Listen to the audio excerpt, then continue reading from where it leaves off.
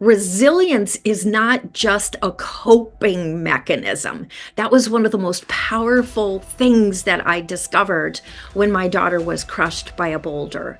I remember vividly sitting in the little chapel in Miami, Jackson Memorial Hospital, when my daughter was undergoing a really dangerous procedure. And all of a sudden, it struck me as I stared at that stained glass window. I realized that some of the things that had been impossible to forgive, impossible to feel grateful for, those times when I'd been in abusive relationships, when I'd been double crossed in my business, things that I just felt like I could never see the value in. It all came together. It was like that moment when you step out of your front door on this beautiful dewy morning and you take one more step and there's this perfect spider web that was invisible the step before, and all of a sudden it just crystallizes in front of you.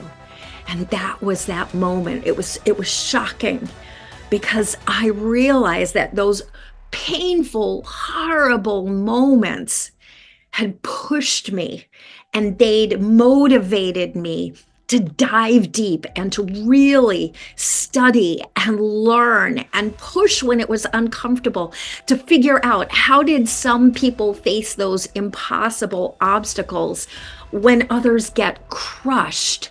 How do they face those obstacles and become these bigger, bolder versions of themselves?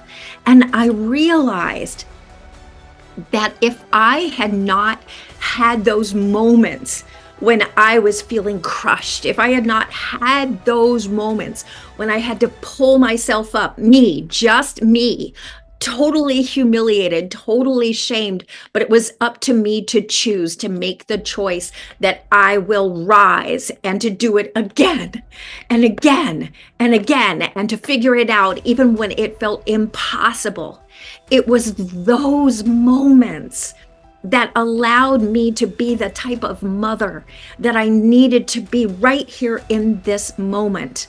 So in this weird, warped way, it was almost like ask and it is given.